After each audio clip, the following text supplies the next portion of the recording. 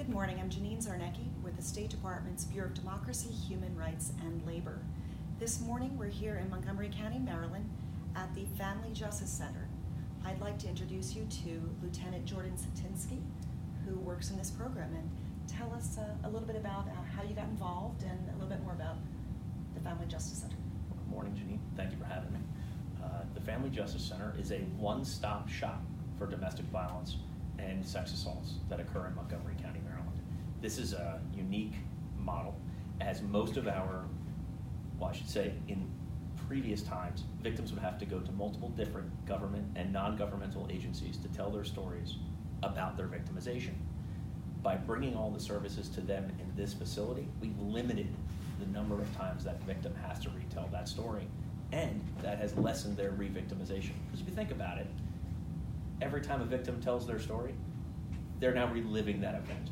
So in the past, it was 10, 12, even sometimes 15 times these victims would have to tell their story. We've now limited that to pretty much 3 or 4 because there are some agencies that are not here. Now, how I got involved with this was somewhat by accident. I was a homicide detective a long time ago, and we also did adult sex crimes. When I got promoted, I was asked to come here to the domestic violence unit and bring my detectives to the Family Justice Center. We were the last group to come here. We joined in 2013.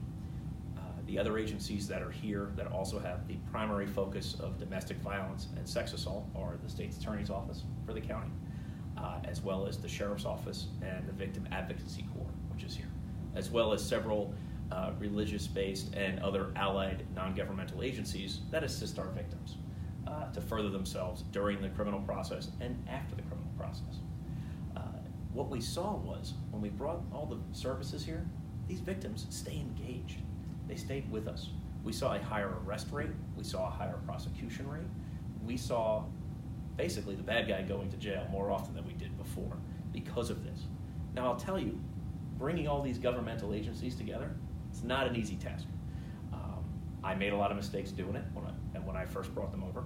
I learned a lot, but if you have the right department heads and the right first-line supervisors, you can really make this work. And this model is starting to creep up across the states as far as something that is positive. It shows positive effects for our victims and positive effects for our criminal justice system, where we're taking those people off the streets.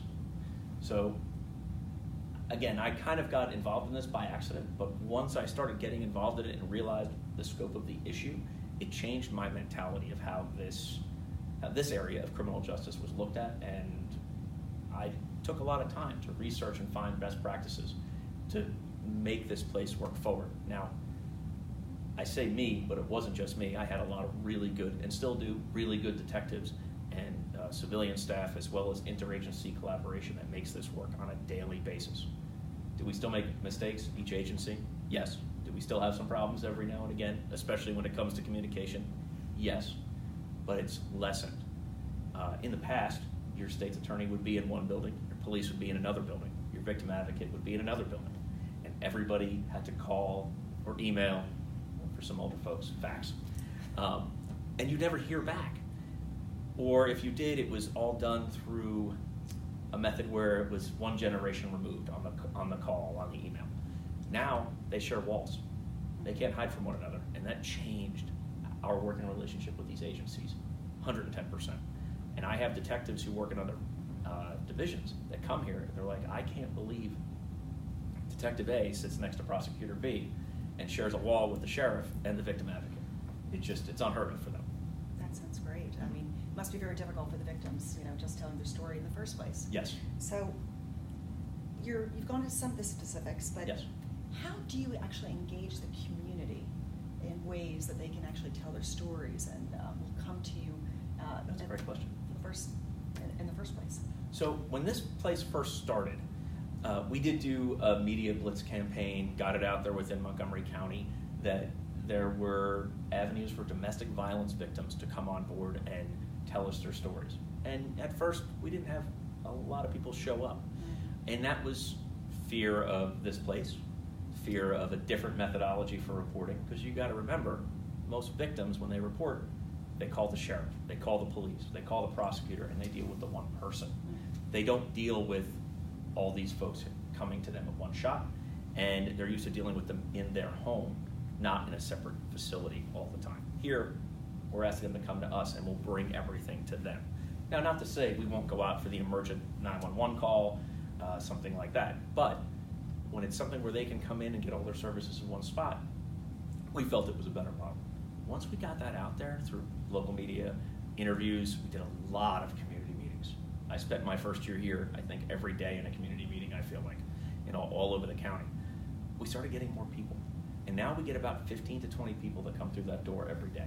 Every day? Yes. You asked me earlier to do the interview out there. That's one of the reasons why we couldn't, was because there's so many people that come in. Now, those aren't all new people.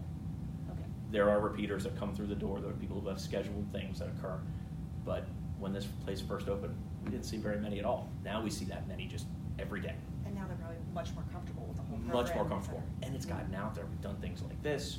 We've done things, at a local level through our news stations to get the message out there. And now because of that, we've been asked by local agencies in this area to give presentations on how we make this work, and it's starting to spring up in other agencies as well. That's amazing. Yeah, it's Is really there cool. some stigma as well with people reporting these crimes coming to you in the first place, or have you found that? The stigma is internal as far as, from my professional opinion, it's familial. They don't want to bring what they perceive as problems at home to anywhere else. And a lot of this is also culturally based too. We are a very diverse community here in Montgomery County. We are just north of the District of Columbia. We house everything from diplomats to homeless people. And we have people from all over the world that live here. And we find that in certain areas of our population, they don't want to come forward because of the cultural stigma, because of the familial issues that they perceive. But once they get here, or once we have a way to reach out to them in some manner through whether it be the police or the sheriffs, once they get here, they're usually pretty comfortable giving us the information. And again, they stay with us. They don't disappear. It sounds like you're on their side. Yes, very much. Realize that. This is very much a victim-centered shop. Look, domestic violence, sex assault, these are things where victims have lost their power, however it may be. Whether it be through a physical assault, a sexual assault combination, money, being held in their house, whatever. We want to give them options. And if they're not ready to come forward, but they want to tell us their story, that's their right, and we'll listen. And we'll take all their information down. And when the time comes, if they want to come back and join us and go through the criminal process, we will. So why do you think it's important that we actually combat gender-based violence? Gender-based violence is something that has been going on for a very long time. The fact that we're talking about this here now, at least even for me, I feel bad not addressing this 20 years ago. I don't think we really had a voice in this area as far as how to combat it and how to deal with it. Again, it was looked at with that's in your house, not outside here. It affects everything. It affects your kids see this, the neighbors see this. Kids grow up thinking it's okay to hit a woman, a man, depending on what it is, to act out, to take control, and you see that cycle of violence travel through in the families. It also affects how they work, it affects their education, and it affects how they become productive members of our society. By nipping this in the bud early, by taking active steps, whether it be arrest, therapy, whatever best for that victim and the family, that can go a long way to solving a lot of other social ills down the road. That's great. I believe that as well. You started to talk about some work you've done internationally. Yes. Can you tell our audience a little bit about that? So about 2014 or so, we were contacted by an arm of the State Department because they were doing tours for department heads from different countries in their law enforcement area. Certain places, I believe it was Russia, there were people from the Middle East, most recently from Vietnam, law enforcement, prosecutors, victim advocates that came to see how did we get all these people in the same building to do this job? Because the one thing we found was that not only did us here in the United States think that we couldn't get all these different government agencies together, we found the same thing across the world, especially with the four I just mentioned, the four folks, the groups that came here. Nobody wanted to give up their silo. Nobody wanted to give up their little house and try to get together and work with the other person. We had the same problem. I'm not going to say we didn't. And it does cause problems every now and again, but it really was check your ego at the door and let's look at this for the victims. And I think actually the most robust conversation we had was with the Vietnamese recently. They were, it was supposed to be a 45-minute to an hour thing. It went 2 hours. And they had very positive questions about how we interact, how we serve the victim, how do we even get to this point. So I think, yes, it's a common problem. It's not just here in the States. I think it's more of a global issue. And by having that ability to reach out to these groups and to have a forum like this to say, hey, this works, you just got to get over the hump of the fear of getting together and then just put the right memorandums in place to make it work. It's great to hear this. So tell us now more about the practices and tools that are available to individuals who want to learn more about domestic violence and want to protect the rights of women and girls. So there are tons of different resources all over the place. If you do any Google search for domestic violence and victim advocacy, that'll automatically populate National Victims' Rights Alliance. There are, here in Maryland, we have the Maryland Domestic Violence Network, the Maryland Sex Assault Network.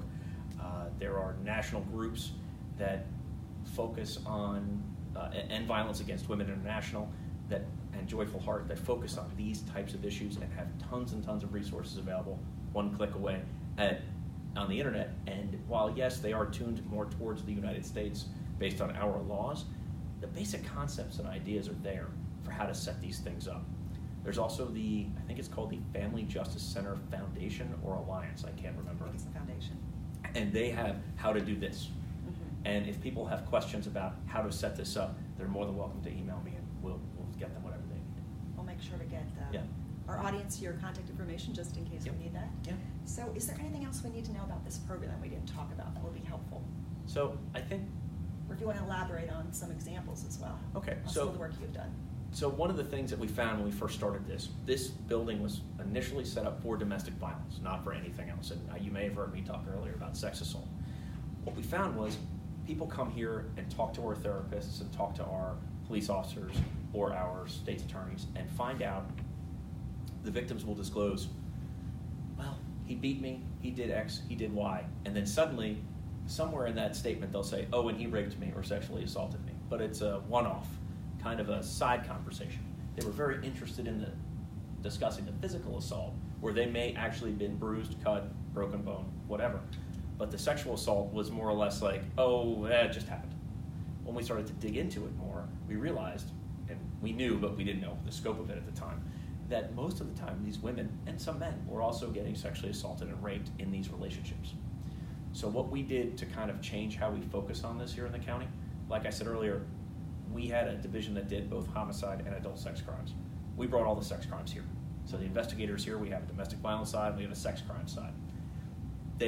Because of what we found here, we now have these specially trained detectives that deal directly with trauma-informed interviewing. They're empathetic, and they work with our domestic violence, sex assault victims every day, as well as our non-domestic violence, non-intimate partner sex assault victims.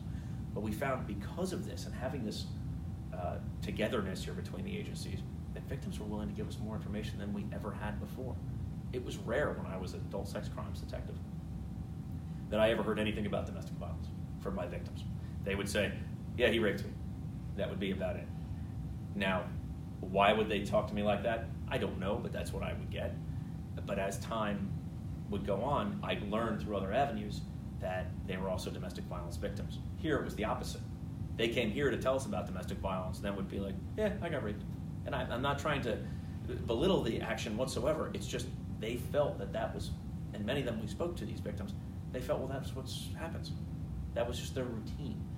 Well, once we started digging more and more, we realized we had to have these investigative groups here set this up. Our chief at the time, Chief Still, Major, he actually allowed us to do that. And we ended up creating a second unit here for sex assault. And it's, again, had some wild success. Our prosecutions went up quite a fair bit, as well as our arrests in the sex assault world because of this model that we have now. We also ended up taking on elder and vulnerable adult abuse investigations with a collaboration with Adult Protective Services because, again, of all these collaborations. And again, we saw, to give an example, in 2012 we did 60 or so investigations. In 2013 we did well over 150 of those types of investigations. So again, that lends itself to collaboration. I would caution people though when they do this, if they have questions about what mistakes to make, please feel free to call because I can give you a whole list of them. I made plenty.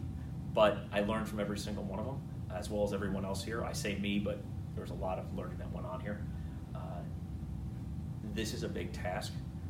It takes a lot, and you have to be very much invested in being able to make all this work, especially when you first start up. You can't just put it on paper and say, go make it happen. You have to be there 80 hours a day, to make this work for the first year or so, to get it set up correctly, to start moving on its own. So it sounds like you may make mistakes, but in the end, it's you have advocates for you, for Yes. those victims. Yes. And you're making sure that they know that they have rights. Yes. That's great to hear. And don't let those mistakes stop you. So many people will just stop. Just keep going. It's going to work. Just keep it going. And the victims in the end win. This is a very helpful discussion. I'm sure our audience will agree. And thank you all for joining us today. If you're interested in our democracy and human rights programming, please feel free to like us or even follow us on Facebook and Twitter at StateDRL. Thank you again, Lieutenant Satinsky. Thank you, Jen.